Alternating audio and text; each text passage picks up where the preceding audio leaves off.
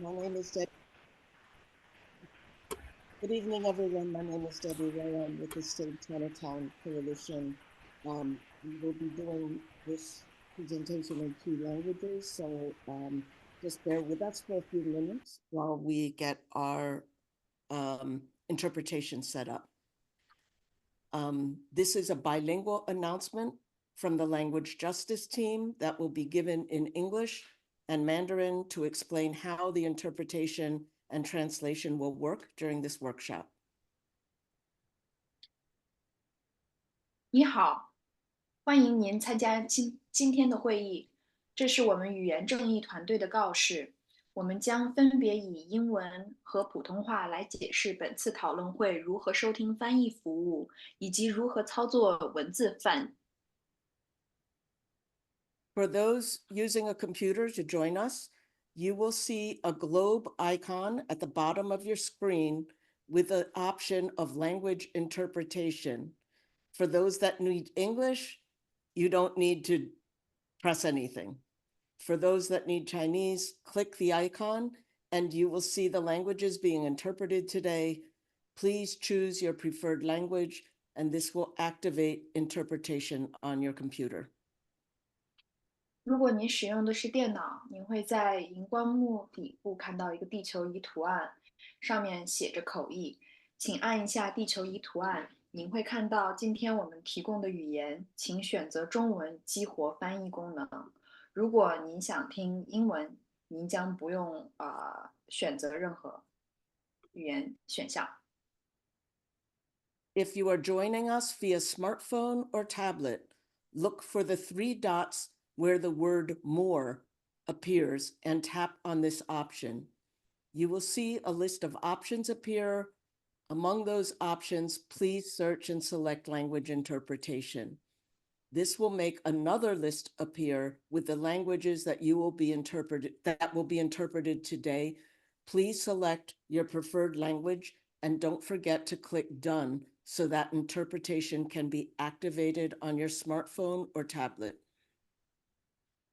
如果您使用手机或平板电脑加入会议，请在写着更多的地方找出三个点点，按下三个点点，然后您会看到一个列表弹出，请在列表上点击语言翻译，然后您会看到今天我们提供的中文翻译语言，请在新的列表上选择中文，最后别忘了点击完成来激活翻译功能。If you haven't already done so, please go ahead and select Chinese as your language channel, as we will be testing the simultaneous interpretation. If you are tuning in for English, you don't have to do anything. Please send us a chat message if you are having any technical difficulties. 大家应该已经选好你想收听的中文语言频道了吧？我们现在会测试传译功能，并开始同声传译。如果遇到任何技术问题，请直接在聊天室与我们直接沟通。多谢。I am speaking in English right now, and my colleagues are interpreting everything I am saying into Mandarin at the same time. Let's check and see if the language channels are working. Well, our movements are multilingual, and we invite you to participate in the language you feel most comfortable in. This includes writing your questions in the chat in English or simplified Chinese, as we have a live chat translator who will translate your questions.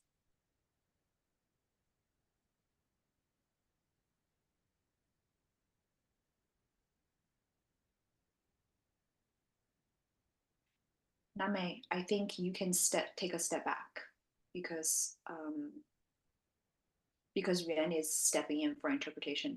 You can jump in at slide 4 after Debbie starts introducing everybody. Okay, Yuan, let's continue. 我现在在讲. If you are having any issues with the interpretation tech, please let me know immediately through the chat, and someone who speaks your language can support you with this.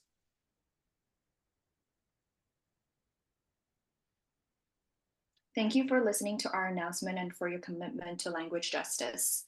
We will now hand it over to the host.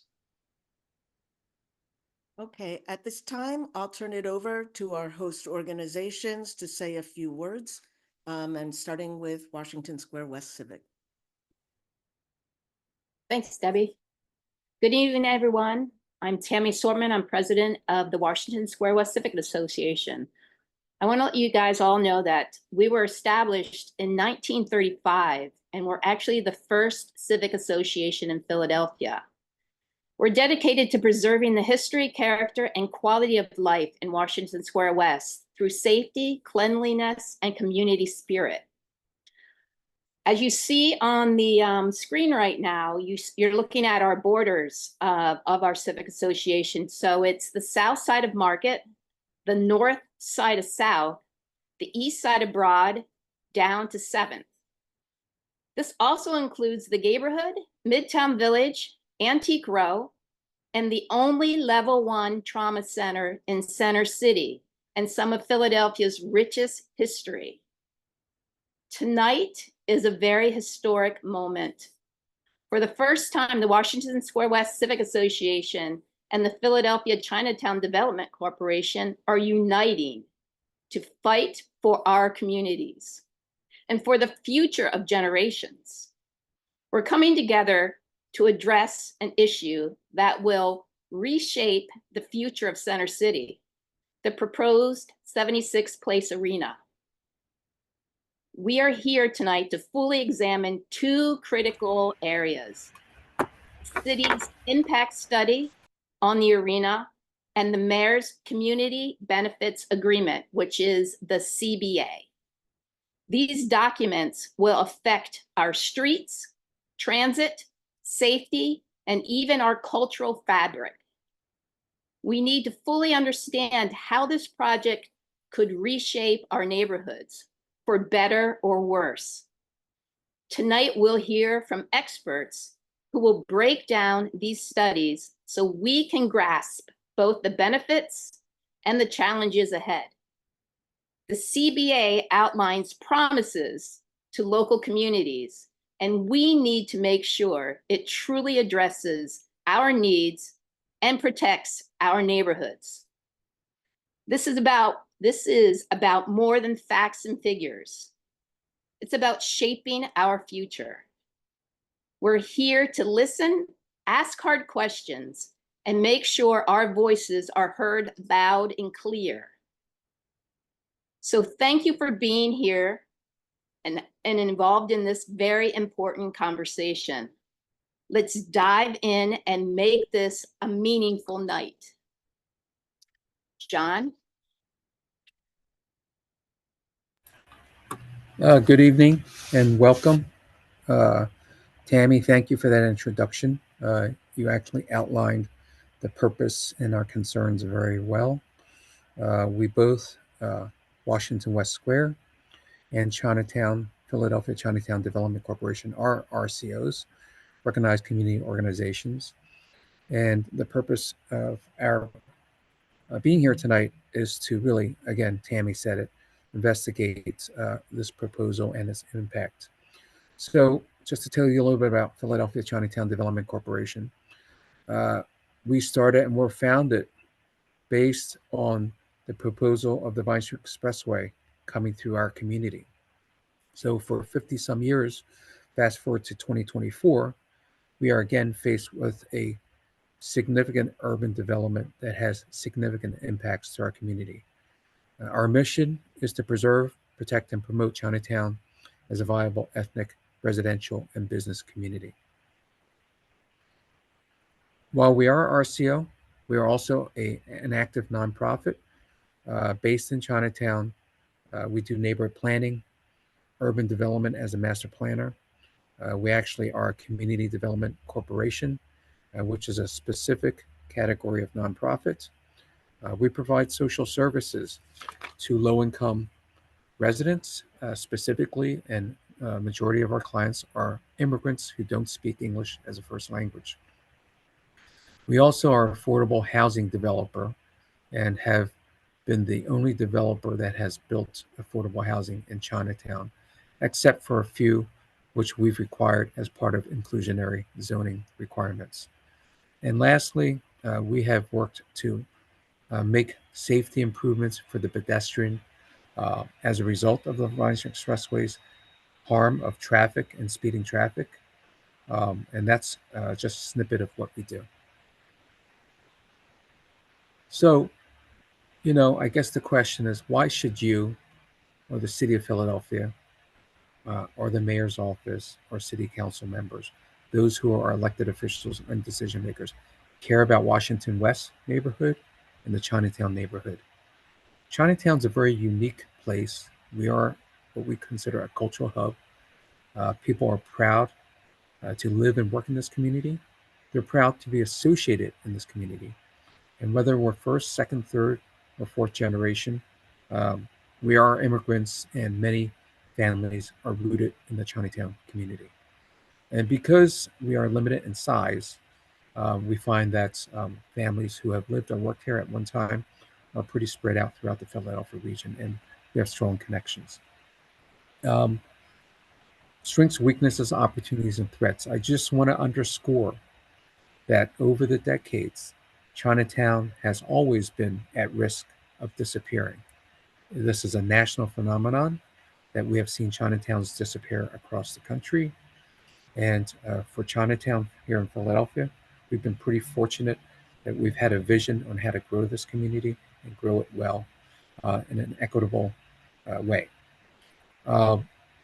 So with this, I'm going to pass it back to our presenters, who's going to introduce to you their analysis and investigation of this project. Thank you. Thank you, Tammy and John. And for those of you who are tuning in, you will have the opportunity to ask questions and answers, and you will be able to post that in the Q&A button.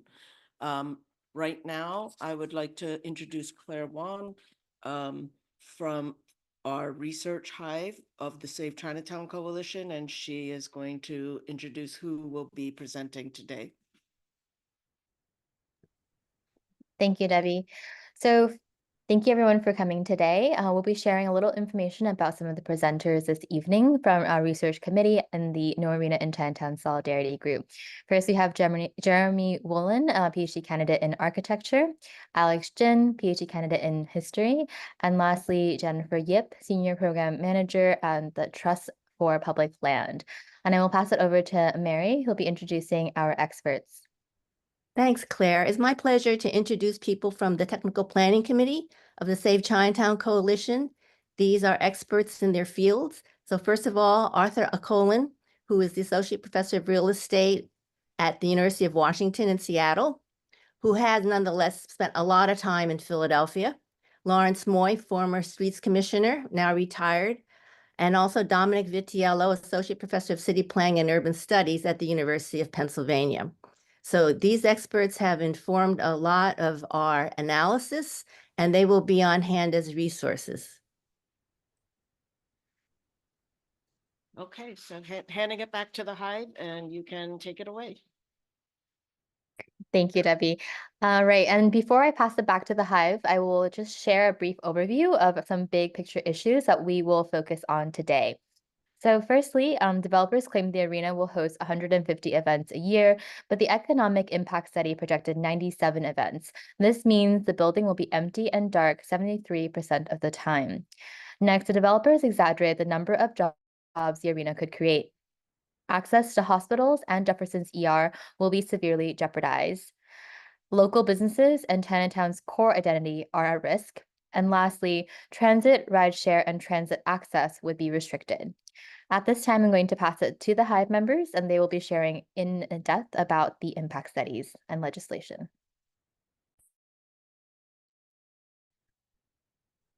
I will give you a little background about the community impact study as well as transportation economic studies. So these studies were commissioned by PIDC, the Philadelphia Industrial Development Corporation, in cooperation with the Philadelphia City Planning Commission. And these were commissioned, first of all, in April 2023. And later there was another one, the Otis one, the transportation study that came a bit later. So at first the RFPs from April 2023 required a 60-day turnaround. So what happened was, since this was a very complicated situation, the consultants all asked for extensions. So the extensions actually were 6-month extensions. And so these final reports were expected in November and December of 2023. But the final submissions were not accepted until June and July 2024. And the public did not get access to these until August 26, 2024, the day that the mayor decided that she would let these be public. However, what we have found is the findings, especially the negative findings, have been suppressed by the media coverage of the mayor's support for the 76 DevCore arena proposal. So turning it back to you. Hi, everyone. My name is Jen, and I'll be presenting a little bit about the community impact study. So the community impact analysis primarily examined the effects of the arena in the adjacent area, mostly focusing on the impacts on the arena on Chinatown. The findings indicate that half of local businesses are likely to experience net negative impacts. Over 70% of these businesses have been operating for at least 5 years, and over half of them have been open for at least 10 years. While the consultants collected limited data regarding the effects on businesses in Washington Square West, its proximity to the study area suggests that local businesses in the area will also likely experience negative economic repercussions. Even minor changes in pedestrian pathways, crosswalks, road closures, and traffic patterns can significantly affect small businesses, which often operate on very thin margins. Over the 5-year construction period and 30 years of operation, 76Place could significantly disrupt Philadelphia's revenue sources and cost the city over 500 businesses, nearly 16,000 jobs, and a cumulative loss of nearly $1 billion in lost tax revenue for the city. At this time, I'll pass it to Jeremy to talk through traffic, transit, and parking impacts. Hi, so I'll be talking about how the impact study's most concerning figures, some of the most concerning figures pertain to traffic and transit. Because in a city that deserves good, green, transit-oriented development, venues that have been proven to be incompatible with such development are a danger to the city's progress.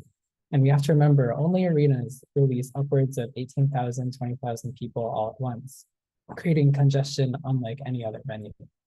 So I'll start with how the city's own studies tell us that gridlock is guaranteed. These studies say that Philadelphia can avoid gridlock if and only if car usage at 76Place stays below 41%. Now, the Sixers have said that they think they can get 40%, but of course, all such projections are averages, meaning that for a 40% average, we can count on the fact that 41% or more of their attendees will drive much of the time. And if you direct your attention to the left of this graph, you'll see that even, say, Brooklyn's Barclays Center, a true gold standard among arenas for transit usage, routinely gets driver numbers well over the benchmark that would gridlock Center City.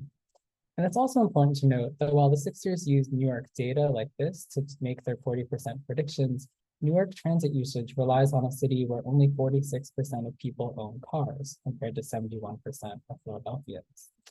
More realistic driver estimates are Philly's own. The Wells Fargo Center is one of the only a handful of arenas in the country with a dedicated transit stop connected to a rail network as large as SEPTA's. Even still, Sixers fans are driving to the arena at huge rates. Next slide. Next slide. And this is important because while the gridlock that arenas create is annoying at best, it's deadly at worst. The only level 1 trauma center south of Girard and east of the Schuylkill, Jefferson's ER, is just 2 blocks from the intersections marked in red in this graphic that the traffic impact study says are most likely to become gridlocked first. And as Philadelphia's former health commissioner, Physicians for Social Responsibility's Pennsylvania chapter, and numerous medical workers have maintained, every second counts for treating heart attacks, strokes, childbirth, or organ transplants. And Center City traffic already makes 2/3 of Philadelphia's ambulances late to patients in need. Next slide. Now, Also, given the fact that 76 DevCo has been meeting with SEPTA officials for over a year, it's highly circumspect that our impact studies say so little about how construction will impact Jefferson Station or the larger regional rail network that relies on the Center City commuter tunnel. Without this information, we have to go off of other cities. Even though DC's Capital One Arena claimed to take no public money, it still cost taxpayers more than $60 million to build at atop the Gallery Place Chinatown metro station. That said, 76 DevCo has promised nothing to SEPTA, even though 76 Place's own designers have admitted that structural adaptations will need to be made to the interior of Jefferson Station. And as regional rail is electrified, it will likely need to be turned off for construction in order for construction to happen. And we need to be asking how long service will be reduced or shut down at Jefferson Station. And we should be asking this because SEPTA has already been cited by the Federal Transit Administration for deficiencies in safety and security. And it does not seem wise to incapacitate the second biggest hub of a system that cannot pay for these basic necessities for 6 years of arena construction. Next slide. Now we get to rideshare. So in order to prevent gridlock from Ubers and Lyfts, the impact studies also tell us that those platforms will need to establish a 1,000-foot geofence around the arena, limiting game day pickups and drop-offs from all but 3 locations dedicated for Sixers fans. And this is a system that we often see used at airports to keep lanes clear, but unlike an airport, Center City's main businesses are within this circle. So this means that the ability to be dropped off or picked up at places like Jefferson, much of the convention center, Reading Terminal Market, and wide swaths of Chinatown and Washington Square West gets lost for the sake of arena traffic. We also don't even know for certain that the system will hold, as the original Sixers internal traffic impact studies used rideshare data from 2003 and 2010 before Uber and Lyft achieved peak usage. Next slide. And finally, we get to parking. So we know from the impact studies that in order to even have enough spaces to park even just 40% of Sixers fans' cars, 76 Place will need to rely on over 20 garages scattered around Center City. But because traffic experts know that drivers faced with a 15-minute walk from their assigned parking space will likely try to find closer street parking instead, the city's consultants have suggested vastly curtailing current parking permissions in Chinatown and Wash West. This includes lessening parking limits from 3 hours to 2 hours, eliminating app-based renewal, and adding parking limits on Sundays. That such a major change to Center City has been included in the fine print, but not publicized as part of this proposal, makes us concerned that 76 DevCo does not want to answer to existing businesses in need of places for their customers to park. And I'll now hand this over to my colleague, Alex, to discuss economic impact. Thanks, Jeremy. So I'm here to talk about economics, projections, and statistics. I've also been told by a translation team to go a little bit slower, so I'm going to try my best to keep pace. So all of these numbers are coming either from the legislation or from the CSL economic impact study that was funded by the 76ers and released by the city. This is a really quick gloss of the big picture financials, so feel free to ask any follow-ups in the Q&A. So the very first thing that we should note is that there has been a big discrepancy between public statements between the 76ers, the economic impact study, and the statistics provided by the city. The main reason for this is that none of the statistics or facts used were audited, and consultants working at the 76ers, CSL, and the city used different assumptions to arrive at their conclusions. We see this most clearly in this disclaimer provided in the impact study that states none of the information they used was audited, and that they provide no guarantee of their economic projections coming to fruition. Next slide, please. So you might be thinking, just how inconsistent can these numbers really be? And the answer is unfortunately a lot. So first, let's talk about tax revenue. The 76ers on their website state that the arena would generate $1.5 billion in new tax revenues. During her public meeting revealing details of the city's agreement with the 76ers, Mayor Parker said the number was $700 million. The economic impact study, however, says that only $390 million of net projected value and taxes will be generated, whereas the legislation says the number is actually $249 million. I will also add that the economic impact study explicitly only reviewed potential benefits and did not address lost tax revenue from displaced businesses and services. So regardless of your stance on the arena, the fact that there is a $1.25 billion discrepancy here between what the 76ers are promising and what is in the actual legislation should raise alarm bells. And it's my belief that we all deserve clear answers from City Council on what the city can expect in terms of economic impact and what numbers are academically verifiable. Next slide, please. So we see similar inconsistencies in projected job creation. The 76ers claim that they will generate 12,200 of what they call full-time equivalent jobs, 9,100 of which will be direct FTEs, and another 3,100 from indirect and induced FTE jobs. The mayor, however, claimed that the arena would create over 1,000 construction and operation jobs. And this over 1,000 number is corroborated by the economic impact study, which states that the arena will create around 1,800 FTE jobs, of which only 710 will be going to people from the city. But again, we have this massive discrepancy of over 10,000 jobs being unaccounted for between what the 76ers are saying and what is in the actual study. And City Council owes all Philadelphians an answer as to what we can actually expect. I would also like to add another big caveat to these figures that you've probably already figured out is that we're not talking about jobs, we're talking about full-time equivalent jobs. And what they're doing is cobbling together all the projected part-time low-paying jobs that when put together can amount to 40 hours a week. But the thing is, the vast majority of these jobs will not have the benefits and worker protections afforded by full-time work, since workers will only be hired part-time during certain parts of the year. Next slide, please.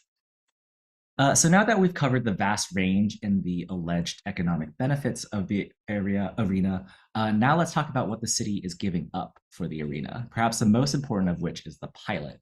So what is a pilot? Pilot stands for payment in lieu of taxes.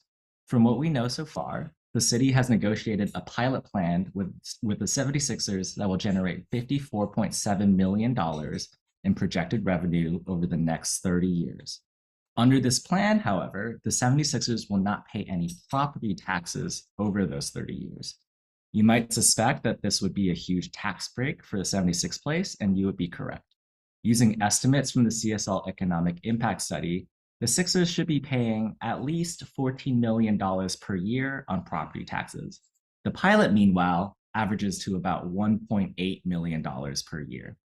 With abatements and some other technicalities I won't get into, the city will essentially be giving the 76ers a $400 million tax subsidy by allowing them to not pay their property taxes for 30 years.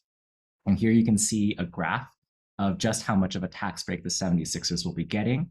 I will also remind everyone that the economic impact study had stated that the arena will generate $390 million in new tax revenue over these next 30 years. So when we take into account this 400 million tax break from not paying property taxes, this means that the city will be at best breaking even on the deal. I will also add that while pilots are often used to lure sports teams to your city, it is notable that the Golden State Warriors, for example, who just relocated to downtown San Francisco, pay on average about $20 million a year in property taxes because they chose to do so. They did not want to have a pilot as part of their new arena deal. Next slide, please. So in addition to the currently negotiated pilot being a huge tax break for the 76ers, the current deal also does not make the developers accountable for any of the costs that are going to be incurred from construction and necessary changes to infrastructure. So Jeremy's already alluded to this with traffic and parking and Jefferson Station. But this also means that if a road needs to be closed for construction and police will be on site for traffic diversion, for example, or if we need to change stoplight technology to protect ambulances going to Jefferson ER, then we as taxpayers will be footing the bill and not the 76ers. And with that, I'll turn it over to Jen, who will be talking about the community benefits agreement. Thanks, Alex. Next slide, please.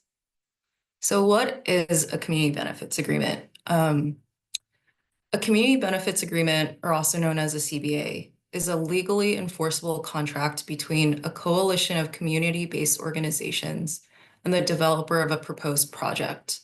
It should involve community organizations, local government, private developers, and residents working together. The purpose of a community benefits agreement is to ensure that the community impacted by the new development will benefit directly from the project's development. And as you see here, the 4 pillars of community benefits agreement, in the instance of 76 Place, only the local government and private developer were at the negotiation table. Next slide, please. So, as I mentioned, in the case of 76 Place CBA, community organizations were excluded from negotiations. In fact, Chinatown received the smallest amount in the community benefits agreement, slated to receive $5.1 million, with a majority of the funding earmarked for a small business loan program, which represents about 11% of the total CBA, which fails to adequately support the communities most impacted by the development. If we take a closer look at the community benefits agreement, over 40% of the CBA will benefit the Sixers through initiatives outlined to train people to work at the arena, Sixer tickets to the school district, and creating a basketball league. In fact, the benefits for the Sixers are more than double what the impacted neighborhoods will receive. Meanwhile, Washington Square West has no allocated benefits due to the limited data collection in the community impact study. Additionally, the CBA will direct money towards a number of Mayor Parker's own initiatives, including $7 million for extended schooling. It's important to note that the CBA payments for most categories abide by an annual payment schedule. So in the case of extended schooling, there's only $100,000 for the first 6 years, followed by $800,000 in the following 8 years, which is equivalent to $2 per student per year. Jennifer, I'm getting a request from the interpreters that we slow down a little bit Okay. so they can keep up with the statistics. Yes. Sorry, translators. So this doesn't address critical needs that schools have, such as air conditioning, asbestos removal, and school nurses. Other citywide initiatives funded by the CBA, such as recreation centers and street cleaning, further siphon resources away from the communities in need. Next slide.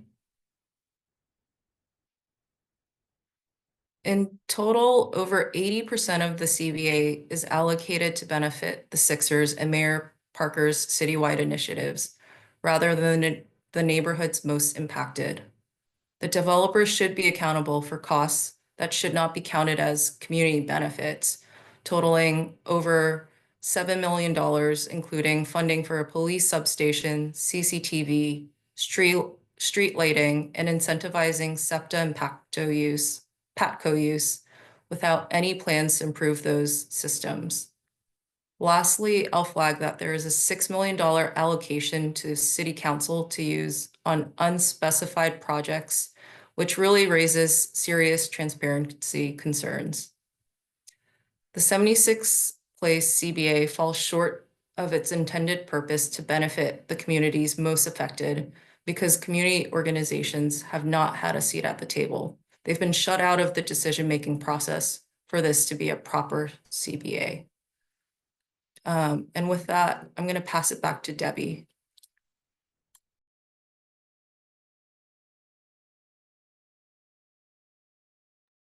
Debbie, you're muted. Sorry. Before we go to question and answers, please do feel free to drop your questions into the Q&A section. We do have experts on hand to help answer some of these questions. The potential timeline for legislation. We believe that Councilmember Squilla will be introducing the legislation on October 24th. The legislation will need to go through a series of readings before it's voted on. The earliest it could be voted on is November 7th. But we believe that they will be holding hearings early to mid-November and then try to pass this legislation or vote on the legislation in December. Our main concern, whether or not you support the arena, is around these questions of due diligence and especially around what our city deserves as a city, the residents, the people that live here, that pay our taxes. We need to really have some answers around some of the questions that have been raised.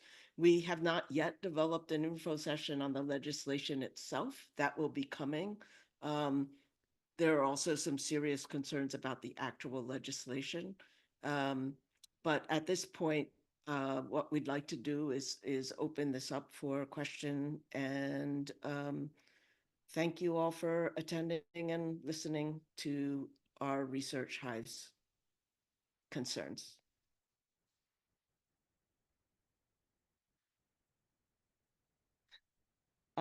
There is one question in the chat. How do we stop this project? And can it be stopped? I don't know if anyone wants to take that. I can just say right now that I don't know if it can be stopped. What I do know is that we can insist that our elected officials do their due diligence. We can insist that we get answers to some serious questions before they move forward and vote on any legislation.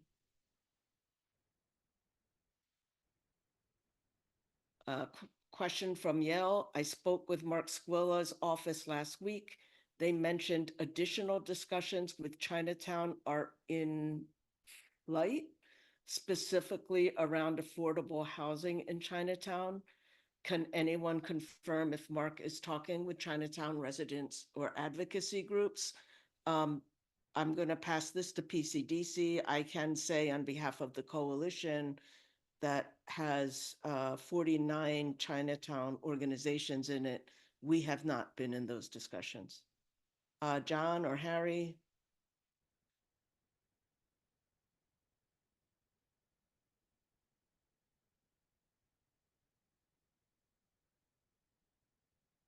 John, are you there? Harry? If you're answering, you're muted. Oh yeah, no, I'm here, but for me, my role, I've not had the privilege of being a part if there are meetings. So John would be the person that if to answer that.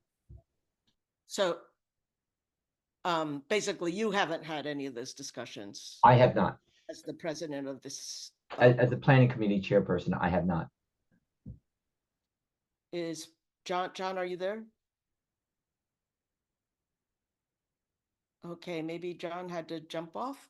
We'll go to Asantua. If you have a question about the CBA, you need to write it in the chat. Write it down in the Q&A. Question from Peter Ferk. I'm sorry. Has the information from this presentation been presented to Council Member Squilla? I'm sorry, I feel like I'm answering all these questions. Some of this information has been shared with him. We have let him know that we have serious concerns. We are supposed to meet with him again. We are asking that he hold a public meeting that is open, simply because when the impact studies came out, City Council all said they were waiting for the impact studies, but then there were crickets. Like, no one talked about what was actually in those studies. There was no opportunity for the public to be able to meet with the writers of these impact studies to get further clarification. We will be asking that Councilmember Squilla convene an opportunity for community members to ask these questions, both of him and also of the people that wrote the impact studies. Can the Sixers and/or the city be sued for not including the community in the CBA negotiations? I don't think so.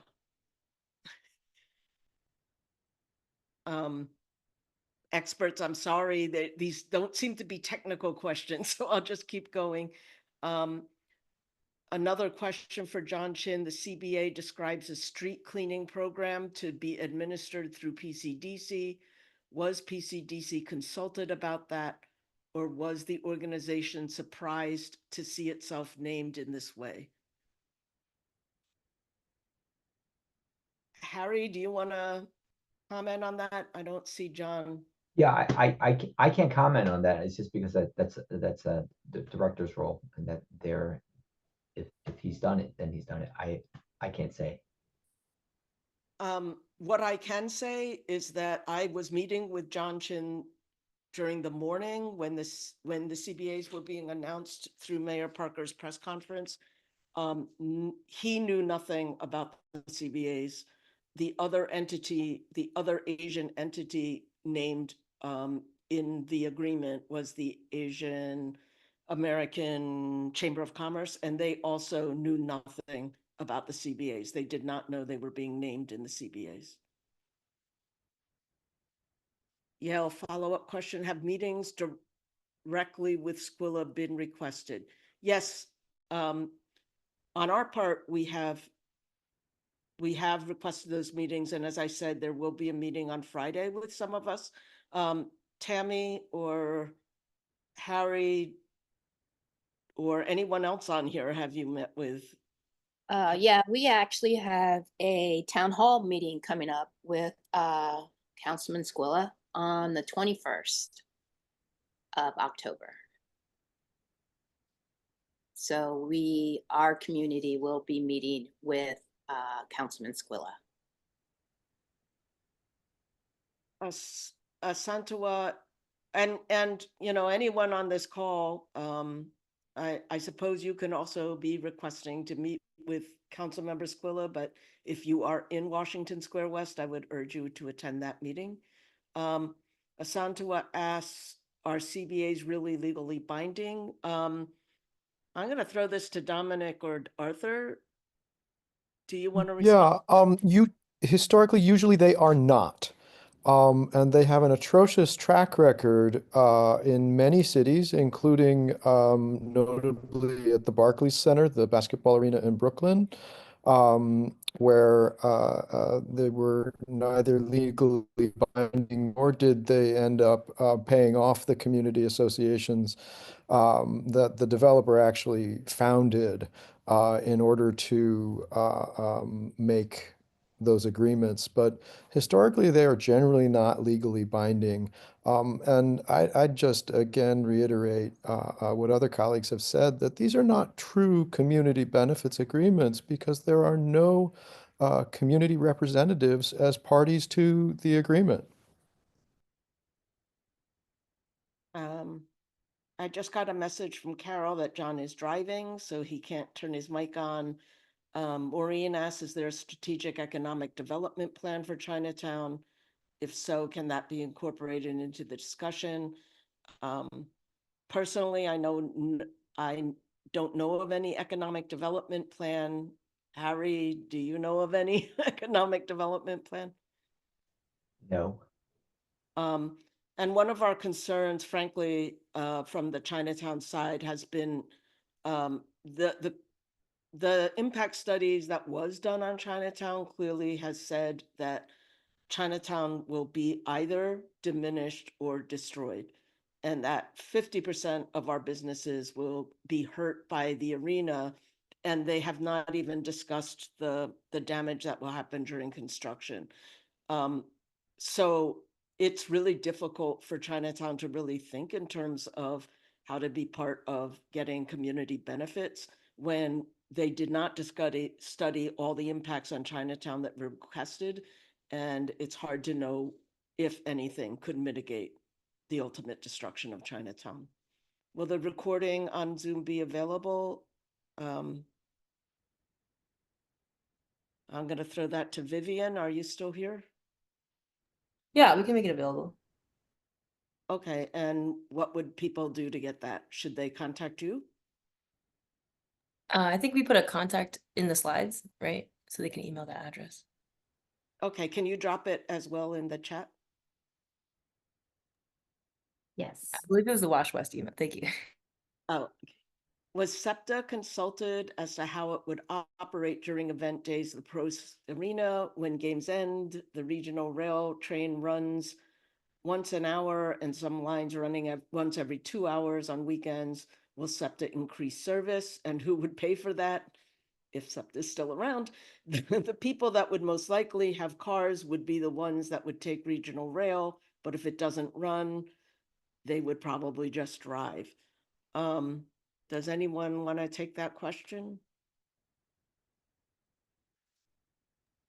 I can take it. Yeah, go ahead.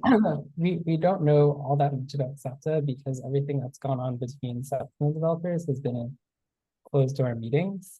And the only information that we've had has come through right to know requests. So what we do know from that is that they're talking about having the only SEPTA related connection that they've discussed is giving SEPTA tickets as part of season ticket holders tickets, but haven't said anything about increasing service, you know, a la like Sports Express on the Broad Street line. So there really is no plan as far as we know. And I will say that the group that is studying the legislation right now told me today that they are noting that within the legislation, there are words like we will be having discussions with SEPTA, but there is no detail behind any of it. So it does not seem, at least from the legislation that we've reviewed, that there is a plan for SEPTA. And again, this may be one of those big due diligence questions that we should get answers to. I would just add to what Jeremy said that I am not a transportation planner, but our technical committee has consulted with leading transportation planners. And what they have said is that the Broad Street line running to the Stadium District is a very different situation, and in some senses an ideal situation for serving an arena or stadiums. In that it is a single line whose schedule can be uh, can can be adapted. But that at Market East or Jefferson Station, since it really is a regional transportation hub where so many lines, including all of the regional rail lines, come together, it is a far more complicated and would be far more expensive proposition to adapt even some of the lines schedules in order to serve what are really intermittent, irregular events at that site. And so it's a much more complicated and again, much more expensive sort of endeavor to consider that at this site. Thank you, Dominic. Someone is asking about the closure about Filbert Street between 10th and 11th Street. In fact, the arena, the Greyhound bus station was partially a part of the reason it was closed. That is that the station itself has gone to a real estate holding company in abeyance of this legislation. The arena requires that street. It requires Filbert Street. The construction goes all the way to Cuthbert Street, which is the row house neighbor to our first business. So Filbert Street would be permanently closed and the arena would be built on top of it. Anything we can draw from the prior successful casino in Philly's counteractivism. We're doing everything we can, and we invite everyone else to jump in on this as well. A little bit different in the makeup of the developers who are pushing this as private equity developers. They have spent what we believe to be more than $5 million at this point on lobbying. Is there any concern that we will create a stadium district which would act as an RCO in that area? Does anyone want to comment on that? I feel like I'm answering everything, so does anybody else want to say anything? We have heard that that is one thing that Council Member Squilla is pushing for. He wants a stadium district from, I believe, 5th Street to Broad Street and from Vine Street through Walnut Street. I think that's what I heard, but I have heard that he is pushing for a stadium district. He actually wants it to go all the way to Lombard Street. Oh, okay. Fun. My experience in Washington, D.C., when we fought Walmart, we got nothing. And of the 3 stores, 1 closed after 2.5 years. Okay, that's a comment from Asantua. Peter, can you talk a little bit about the legislative process? Councilmember Squilla will be writing legislation that will define the terms in which the arena will be built. Is that right? Is Councilmember Squilla writing the legislation a done deal, and all we can hope for is to get a stronger CBA, better tax, etc.? Are we fighting for better legislation versus stopping the project? Again, I can try to answer this unless someone else wants to jump in. Debbie, Mary, I can say something about Go it. ahead, Mary. So Councilman Squilla is not writing the legislation. Actually, the 76ers have drafted the legislation in some kind of collaboration with the city law department. And supposedly, this is customary for developers to write their own legislation. As far as the process goes, we understand that Kenyatta Johnson, the president of City Council, will control the process as to whether or not a committee of the whole or separate committees will examine the different ordinances that are part of the legislation. See what else is. Thank you, Mary. What I do know is the attorneys for the developers were the ones that actually drafted the legislation. Councilmember Squilla actually told us that. But the legislation that was introduced was the attorney written legislation that was given to the mayor to be given to council. Councilmember Squilla does have the authority to alter that. And again, as I said, whether or not you want the arena or not, I think at this point, what we really need is some strong answers before this should proceed. I think there's just, speaking as a taxpayer and as a citizen of the city, I think there's just too many unknowns that make it really difficult to see how this legislation could be pushed forward. Lindsay is asking about whether or not there's been research or thinking about potential increase in drinking and driving because of the drivers that are coming into the arena. Research Hive, you didn't see any evidence of that being studied at all in the impact studies? Absolutely. No. Okay, so we actually don't have, they did not do any research on that end. PCDC already has a commercial corridor cleaning program grant funded by the city. PCDC was told this would be mentioned, was not told it would be mentioned or included in any new legislation. Thank you, Candy.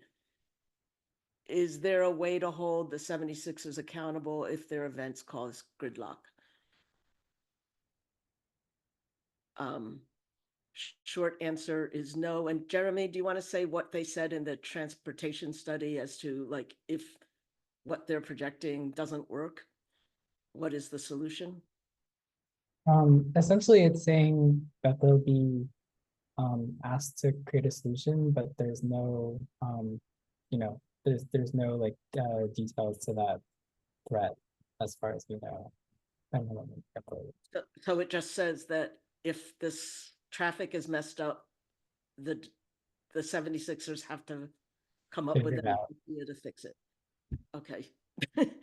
So that's the best we got. Are we able to discuss our messaging and calls to city council? So far, we only have 3 out of 9 that have said no. Yeah, there's messaging going out on a regular basis from the Save Chinatown Coalition. Part of our efforts in getting this information out is to also give people the information they need to make calls to city council. So please do call city council and ask your questions. I think we all deserve the answers. Jenna Osman, we met with Squilla's chief of staff today, expressed the exact concern about there not being trains available when games are over. She assured us there would be trains, but she couldn't explain how. Thank you, Jenna. Maureen, did anyone provide any info about the lost revenue and jobs that will accrue from 76ers leaving the Wells Fargo Center? Alex? Or Yeah, I can speak to it a little bit. So a lot of the new tax revenue that they're projecting probably won't be new. So that 390 number that is in the economic impact study, for instance, that includes sales tax, wage tax, amusement tax, as in all taxes that they already currently pay in their current arena. So the extent to which these taxes are new is questionable. And they did not provide a number as to like what percentage of this 390 number is already being paid at the current state. So that's all we have. They didn't answer that question either, unfortunately. And But- Alex, did they talk about how many employees are in the current fashion district versus their job projections? I think Arthur wanted to jump in real quick, but I Arthur? can pull up those numbers while.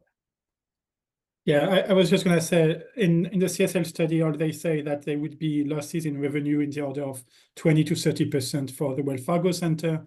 And they are saying that despite those loss of revenue, that is a quarter to a third, both arenas will be financially viable, but the studies actually have no information as to the financial for either arenas. And so that conclusion seems to not be supported by any fact or data. Hmm. Yeah, and in their impact study for the fashion district, they projected 3,565 jobs. And I think anyone who lives in the city of Philadelphia knows that did not happen.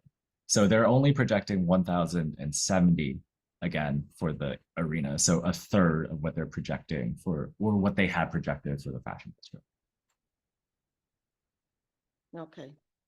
I would just add that Comcast Spectacor, which obviously has an interest in not losing the 76ers from the Wells Fargo Center, which they own, commissioned a competing study to the CSL study, which found very different results from both the CSL study and the 76ers claims about this. That can be found, that entire study can be found out online, and I'll put it in the chat. Okay, we have a question. I'm not sure who can take this one. What does the creation of a stadium district do? And what would that mean in Center City? I don't know, Tammy, if you guys got any insight in that? We got a little bit of insight on it. What it would do is make sure, so there would be a person in that position that would oversee that whole stadium district area. And they would make sure that all of whatever's in the CBA would be accounted for all the time, basically. And then if the RCOs have questions or issues, we would pose them to that district person. But did they say who that district person would be? No, they would have to hire someone in that would run that district, like they did down in South Philly with the district they have down there with the all the sports complexes down there. They have their own district down there, and there's someone that is in charge of that. Isn't there already a separate Center City district under Paul Levy? Yeah, but that's would not be the arena district. Total different district as well. Okay. That's Center City's district, which goes all the way from Old City up to, I think, the river, actually. Okay. So totally different situation. Okay, thank you. Yeah. But overlapping, and one Yeah. question that remains unclear, I believe, is whether they would share revenue or expenses, a lot of Yeah, unanswered that's questions more, there, I think. that's more detail than what they could give us or talk about. Since it's just an idea, right? And we don't even know the boundaries yet of what that would be. Again, he told me it would go all the way to Lombard, but right now it's not written that way at all, as you guys all know. So again, it's all up in the air. Rosie May? Yeah, I have a question about what sort of the rationale is for that. Just creating the district period. Is there certain outside of having this individual, are there other modifications that would been because of it? We know yet. Again, they said that they were basically kind of mirroring it off of what's down in South Philly with the district, the arena district that's down there. So supposedly similar to that district. But again, there's no details at all because in the mayor's CBA, there that doesn't even exist. What it raises is the prospect of creating new legal powers that such a district would have. And this raises a series of questions we cannot answer, I think, at this point, and probably nobody can answer because, as Tammy is suggesting, they haven't thought through the details. But those legal powers, have the potential to limit the legal powers of the Center City District. But I think more significantly, the legal powers embedded in the historic district that exists in Washington Square West, and any other authorities that various city and potentially other state authorities, have, I don't mean the state, I mean government authorities, have over the management of this large part of our downtown.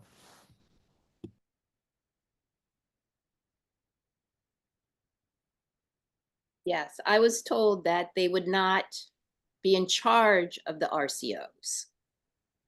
RCOs would be the RCOs, right? Like they wouldn't be our boss, whoever is running the arena district, because we asked that question to say, well, what does that mean for us as an RCO? And they're like, you're still the RCO.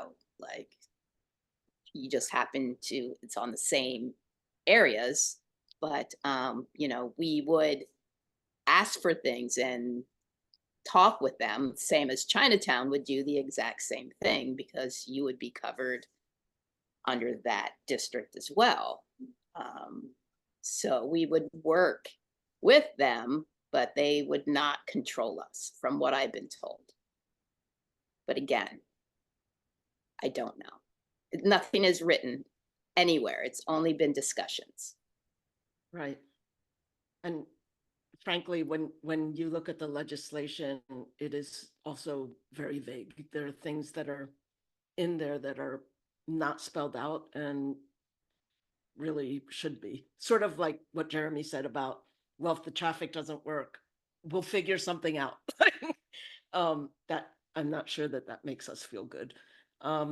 Jenna is asking, when we were at Squilla's office today, we were told that he is working on amendments to the legislation to mitigate harms, but that these amendments would not be shared with the community before being introduced. Is there any way the community can review such amendments? What I would say is perhaps to go back to Councilmember Squilla and say he made a promise, at least to Chinatown, that legislation would be given to us to be reviewed 30 days before it's voted on. And if there are amendments, they should also be given to us to review, and then 30 days before they're voted on. We'll, as I said, we have a meeting scheduled for him this Friday. We intend to ask that question. If we can get that from him, we would certainly share this with all the other RCOs in the area. But words have been like sort of twisted before in terms of saying one thing and it could easily be that I did share the legislation 30 days ahead. I never said I would share the amendments. So I would certainly let Tammy and other RCOs in the area know if we can get a hold of those amendments or not. Katie, SEPTA, Washington Square West visited school's office today and asked about transit issues. We were told there's an upcoming amendment that will stipulate the developers offer SEPTA money, quote, if there are problems down the line, end quote. No clear info about what that means. It was also the first time we heard about these amendments to the legislation, which apparently will not be released to the public prior to the introduction of the legislation itself. So again, we don't know what's going to be in there. I would venture to guess that if the state were to release money for SEPTA, I don't know how they would feel about the bulk of that money being spent to deal with the arena traffic and transportation, as opposed to the whole entire SEPTA thing. Marissa, how will this affect the fire station in Chinatown? Jeremy, thoughts?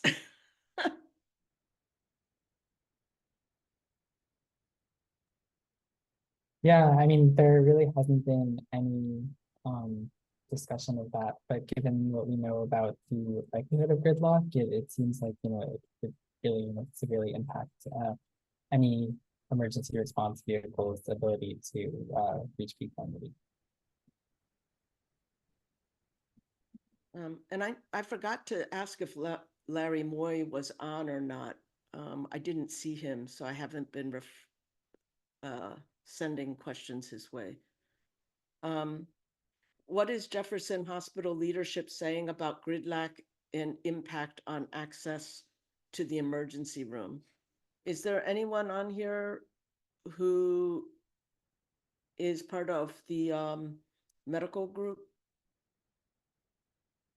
raising questions?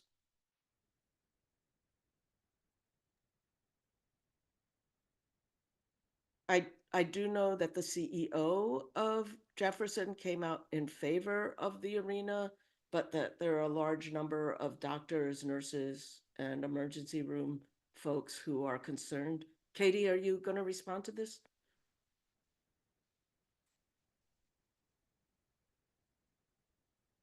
Oh, we can't hear you. Katie, we can't hear you if you're speaking.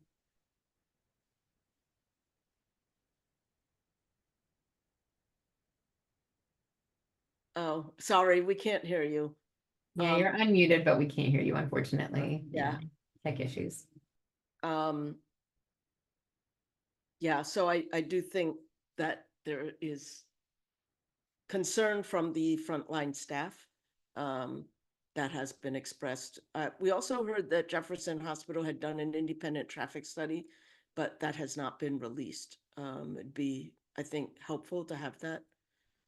A question for Tammy as president of Washington Square West, wondering if there are records of the meetings that you mentioned you had on the issue with Councilmember Squilla. I think there are notes. I'd have to check to see. Okay. PCDC has said they were not consulted on the CBA or the cleaning fund. Wendy, where is the Reading Terminal organization in these discussions? Is it also opposed to the project? Debbie, this is Mary. What I understand from previous discussions with Annie Allman, the CEO of Reading Terminal, and also the president of the Merchants Association, is that the board and the Merchants Association agreed that they would not issue a position unless they both agreed on a position. So there has been no statement. We do know Squilla is on the board of the Reading Terminal Market. And I believe I talked to the head of the merchants group, and he at least was very opposed to it. So I guess if they're not issuing a statement, maybe they still don't have an agreement. Jenna, for your information, they told us that the 30 days only applied to Mayor Parker's legislation, not to amendments. Thank you. Marissa, is there any way to engage fire EMT services and have them state concerns about this?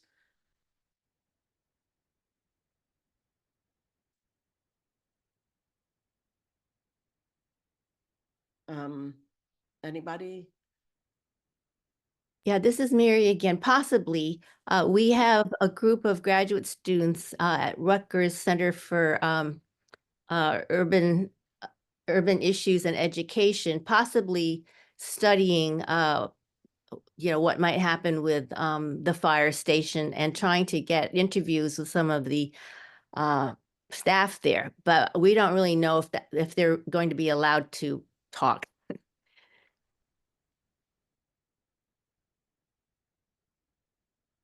Okay. Are there any other questions? I have not been monitoring the chat, so if there's anything in the chat, can someone else bring those up?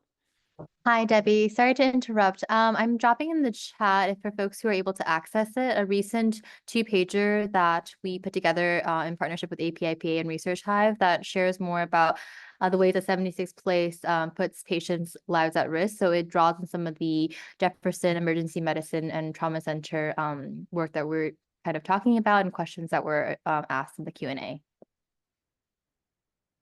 Oh, I see. And I see Katie has written that fire and emergency services are city employees and have been told they don't get to talk about this. So maybe that's part of the answer as well.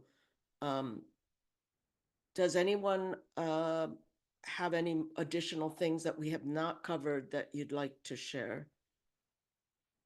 I actually have one, but I'll wait and see if others have any. There's a question for Jeremy in the chat from Katie Garth. There doesn't happen to be a 2-pager you can share about the false comparisons between the Chase Center and 76Place, is there? This is something that we're just starting to put through today after hearing about the comparison being made. But it's something that can be turned around relatively quickly.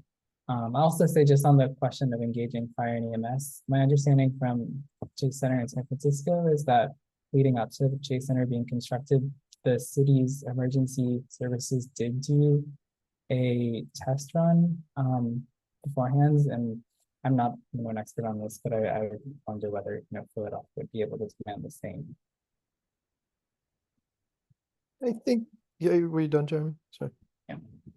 I think there are important comparisons to make between the Chase Center and the proposed 76Place. One really important difference is that the Chase Center is not in the heart of San Francisco's downtown.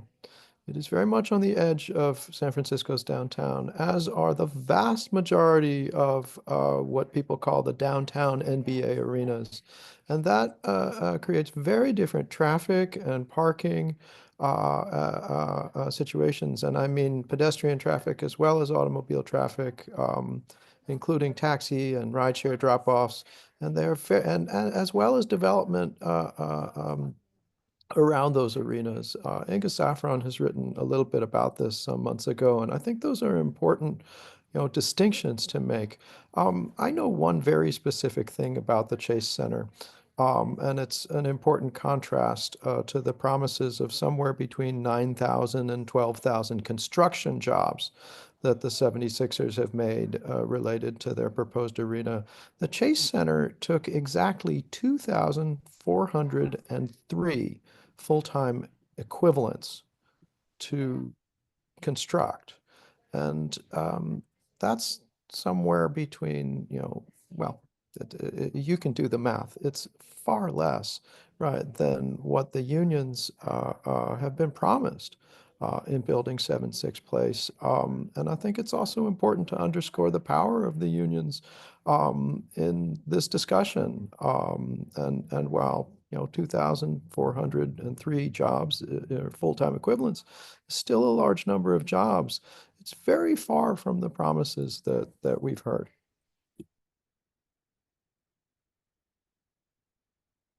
Yeah, and I know, Jeremy, if you just wanted to add anything on top of that, I know you're pretty familiar with the area as well. Yeah, I know it's worth bearing in mind. We can circulate this my one pager later, but Mission Bay, the area where Chase Center was in, was built from scratch within the last 25 years. So if you're not dealing with a colonial street grid, it's basically as if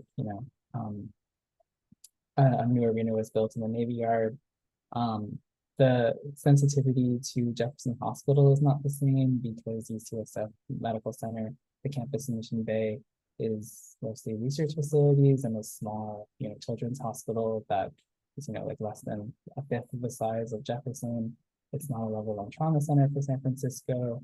The only pediatric level one trauma center in the UCSF system was explicitly not put there. It's in Oakland. So there's really kind of no similarity between the two, even though, if you look on Google Maps quickly, you might see like a hospital close by.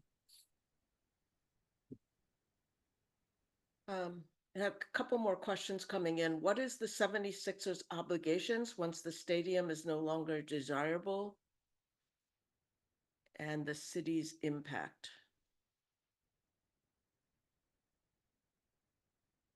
Anybody? None. They have it's effectively a 30-year lease. The 76ers will not own any of the land. To our understanding, the city will own the land and be leasing it to the 76ers. And so after that lease is done, and there's also no obligations for them to like maintain the stadium or the area currently that we know of. So not much. I also wanted to add that if this arena is built, it will be splitting the market with the Wells Fargo Center, which we didn't get into much of the data around splitting the market, which is also important, the events market. And in order to have renovations done, arenas often will ask for taxpayer money for that. And the people who proposed the arena have also included, it actually did get included in the legislation, the Favored Nations Clause, which effectively means that if a Wells Fargo Center or another arena gets public subsidies in order to support renovations, that the 76Place Arena will also get that. So they're touting no public dollars, but we anticipate that is not true and that there will be public dollars.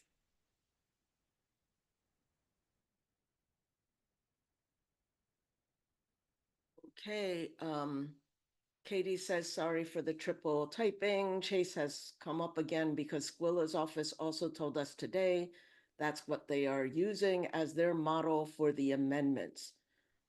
Maybe another question for the other viewers to follow up with the councilman on. Maureen is asking, Chinatown and Washington Square West groups are combining efforts here. Any chance of adding the Reading Terminal, Jefferson, and Comcast entities to this coalition? Those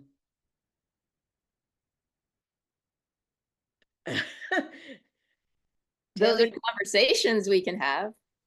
I know Comcast as a Spectacor feels our pain and is with us. I'm not sure how they could combine with us at all, but I know that they are there to help in any questions or any concerns that we might have in regards to them. They're there to answer anything. In regards to the Reading Terminal market, I don't know. We haven't not had any conversations with them. So I'm not sure about that. I don't know how you had any conversations at all, Debbie, with them or not. Yeah, as Mary said, we did do a tour of Chinatown with the head of their board, and with the head of their Merchants Association. And as we said, like they said they wouldn't come up with a position unless they agreed on what that position is. And I'm assuming that they don't have agreement since they have not come out either for or against the arena. But again, as Mary said, Councilmember Squilla is on their board. So there's that. And Jefferson, as we also said, the CEO has come out in favor of the arena. So I don't know that they would weigh in on this, though their doctors and nurses and EMT staff may. We have a question. Do we know who the architectural firm is who's designing the arena? Anybody remember who that is? It's a firm called Gensler. I just also wanted to add to the Reading Terminal Board of Directors list. It does include a representative for the mayor. So the mayor has a seat on that board as well. Okay, so Gensler is the architect. And again, we don't have real architectural drawings. We have AI watercolor renderings, and that's the extent of what we have. Yeah, I believe at the mayor's meeting when they gave the 5-minute overviews of the studies, the design impact study individual said that the designs lacked structure. So that what's currently proposed as the design is not an actual feasible design. Yeah, and I think at the CDR hearings, the panel said that that the project was undercooked. So there isn't much to go on in terms of the design. Is the city responsible to do an environmental impact statement as it relates to air pollution and EPA air standards? Actually, we don't really know yet. We are investigating environmental justice indices that pertain to the Chinatown Wash Square West area. And preliminarily, there may be a way to make some things happen because there has not been adequate research into the environmental impacts, especially air pollution, noise, toxins, and so forth, and their intersection with public health issues. So we are pursuing that. The community impact study actually was supposed to have a section on environmental issues, which is basically very superficial because they said they could not get the data. Plus, they were not really qualified to do that analysis anyway.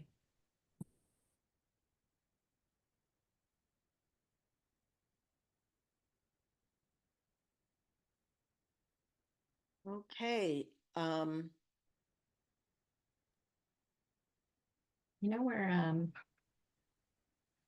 we are technically at time, is that correct? Like we're I'm gonna just I'm just gonna yeah, I just wanted to make that, like, if we have questions, we can still keep going through them, and I'm happy with that, and I love that there's still 80 something people on the line. But I did just want to note that, like, if folks wanted to hop off, like, thank you so much for joining us, and we will continue to ask questions as long as folks have them. Yeah. I did want to point out one thing that has been really bothering me, and that is that the Chinatown Stitch was announced as kind of reparations for the damage done by Vine Street Expressway. And John can correct me if I'm wrong, but I believe PCDC started trying to work on that as far back as 2014 or 2016. One of the presentations that I went to on the Stitch is saying that they would be closing lanes, one lane eastbound and one lane westbound in the Chinatown area as a traffic calming measure, but those lane closures were also not included in the traffic study. So we can anticipate that the traffic will be even worse once those lanes are closed. Debbie, this is Mary. I'm on the advisory committee for the Stitch. I'm not sure because there are 3 alternatives for calming traffic. One of them is really not doing much of anything. And there's the one that you're talking about. And I think there's even one that's more restrictive. But the problem is, what I understand is that Otis has been choosing the one that they want and not the community. The community should be choosing the traffic calming method. So I'm not sure, John is, more involved and so we need to ask John really. Yeah, John, are you able to talk yet? I'm gonna, Oh, hello. yeah, Oh, it's John. yeah, do you So know? my Yeah. my mic was locked. I couldn't talk. Someone locked my mic, and I was driving. And believe me, people who drive should not be texting. I tried to text some of the other folks on the meeting, and it's very dangerous. But yeah, so don't text and drive. The question is on the Vine Street Expressway. Is on the stitch and the traffic calming and the closure of lanes. Right. Has that been decided? No, it has not been decided. The Stitch project is started off as in 2003, reviving Vine Street, reconnecting Chinatown. So that's 21 years ago that some actual design concept work started. But even before that, the Chinatown Stitch, reconnecting Chinatown, was a concept that we've been pushing for decades. So to answer your question, no, we are actually, December 2023, we came up with a Chinatown Stitch report that identified the scope of the work that we would look at, which is 1.5 block cap for the first phase. And we are actually going through beginning, I think, early next year, about 10 months of community engagement and design for the Chinatown Stitch. It does include things to reduce traffic flow, reduce speeds, create green space, anything related to improving pedestrian safety. Okay, thank you, John. The only other thing I wanted to add was around the issue with city council. We do have 3 city council members who have come out against the arena publicly. Those are Nick O'Rourke, Kendra Brooks, and Jeffrey Young, who's in the 5th Councilmanic District. We have 1 city council member who came out in favor of the arena, and that is Jim Harity. The rest of council have said they have not yet decided. So it is, but you will need 9 council votes to override the mayor. So we would need 6 more council people. The other thing I also want to bring up is that part of the reason this is being fast-tracked, we believe, is that it is following the developer's timeline, which is not necessarily our timeline, in terms of trying to get answers. The developers want their answers quickly so they can put their shovels in the ground. They want this legislation passed as quickly as possible. I think one of our concerns is that does not allow time for adequate public comment, public engagement, and answers to questions that we might have. So part of what might happen is just asking council to not follow this timeline and to slow things down so that we can get some answers.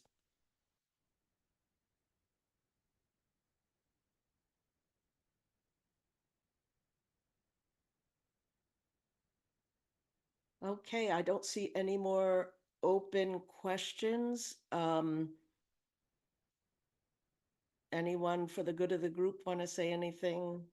Closing remarks?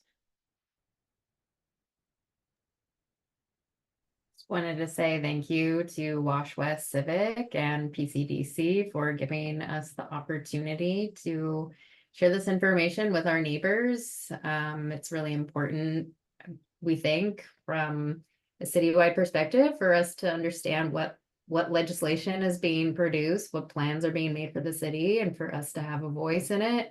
It's clearly not the way that this is going. And so we appreciate being able to have this conversation and engage together to ask our council members and our administration to engage in due diligence and represent the people of Philadelphia.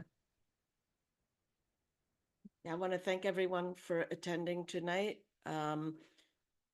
If you would like to follow what is going on, at least with our half of this work, you can look on Instagram under Save Chinatown Philly, I think it is. Is it Save Chinatown Philly? And that's where, you know, events and things like that will be posted. So thank you again. Please call your city council people. I know that sounds lame, but that's a bad word to use. I'm sorry. I know that does not sound like it would be useful. However, I think what I've learned in this game is that those calls actually matter. They do log them. They do consider them. So please do call your council people, ask your questions, demand answers before this legislation can get passed. Thank you all for coming. Tammy and John, I don't know if you have any last things you would like to say. I'll just say that I hope this was helpful and useful and informative. I think the goal here is really to educate people about the harms of the arena and the negative impacts, and that our neighborhoods have real people living here, businesses, and we've created a community. We've built communities in our neighborhood, which are really important, not just to us, but we're important to the fabric of the entire city of Philadelphia. We're significant, so thank you.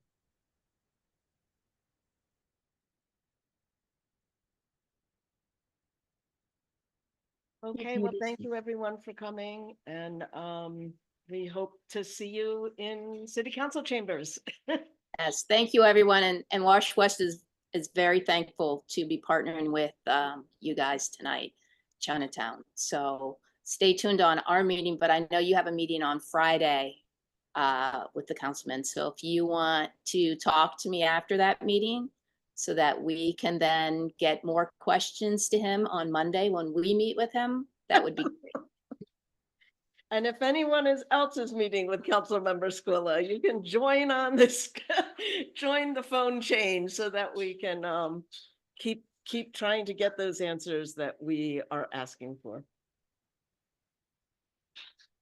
Thanks for dropping those. Sonia has dropped in the chat the ways to